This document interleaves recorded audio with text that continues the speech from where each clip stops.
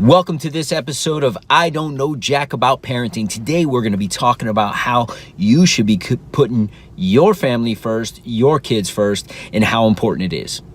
So the big question is this: how are parents like us, who don't have a manual, who are doing the best we can, who feel as though we aren't enough, how are we going to raise healthy, happy children who we are proud of and still keep our sanity in that process? That's the question, and this podcast will give you the answers. My name is Ryan Roy, and welcome to I Don't Know Jack About Parenting, a podcast for parents who are being real with themselves.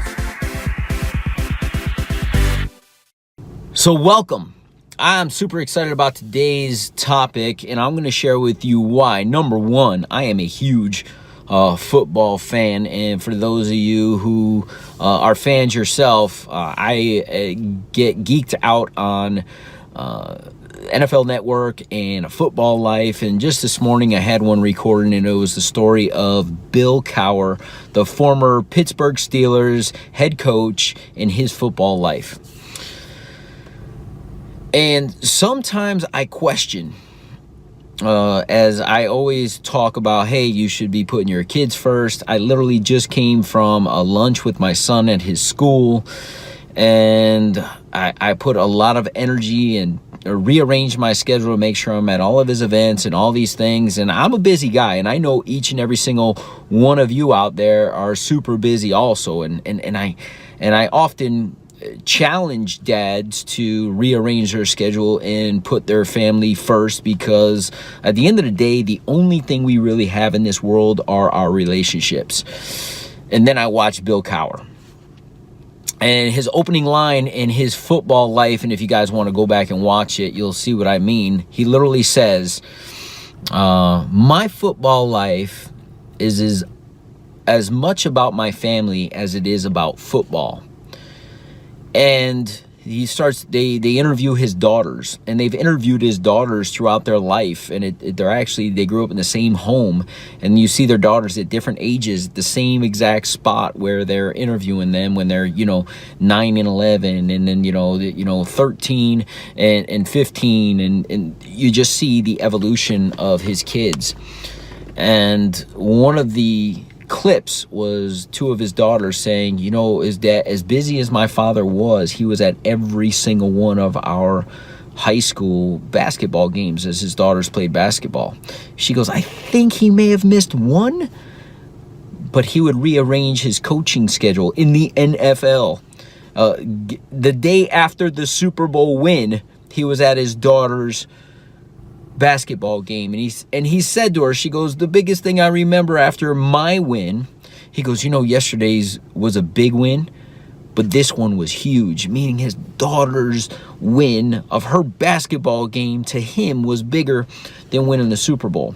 Now, what impact is that on his daughters to this day? They have an amazing relationship with their father.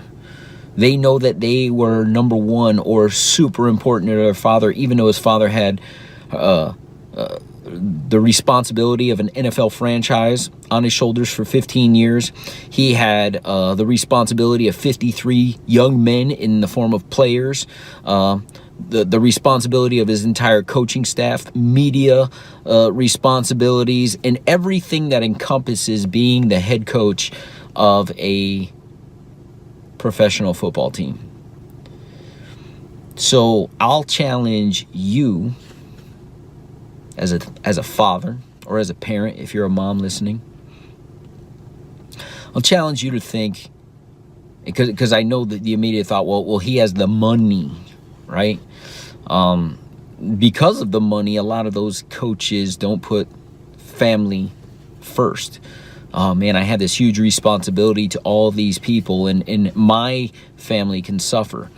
But as you see him, and he talks about his football life, and pretty much the second half of this hour-long episode was literally talking about him and his family.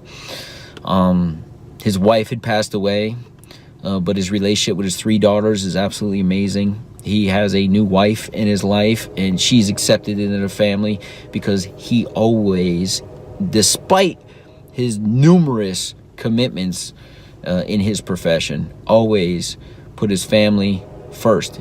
His family was always at the games supporting him. He says the backbone of his success, even though he had all these young men in his life, were his 4 girls, his wife, and his 3 daughters. That's a true testament of what it is, in my opinion, to be a father. Being present, letting the kids know how important they are to you through your actions, not just through your words, through your actions and time spent with them. One of the things I always say is time to, or love to children is spelled Time. So find the time to have conversations with your little ones. And as they grow older, find time to spend with them and take interest in their interests. His daughter's interests were competitive basketball and sports. He just happened to be a coach. But he took an interest in it. She said, Dad would always come and kind of like coach us. He's a coach of an NFL football team. He understands the mindset it takes for an athlete to be successful. And he never meddled or overstepped his boundaries, but he was always there with this helping hand or the supportive words as a coach. But he couldn't have that if he wasn't there. He wouldn't have the respect of his daughters if they told him what happened in a game and he was like, well, you could do this or that. Well, Dad, you weren't there. You didn't see it. How can I value your opinion? And that's what happens, I think, all too often. And listen, he had the same reasons not to show up as many of us do. And you could have reasons, right? Or you could have results. And I think Bill Cowher got results. But you can't have both, right? You can't sit there and have a bunch of excuses and justifications and then wonder why you don't have a relationship with your child as your child grows up. I'll leave you with this thought.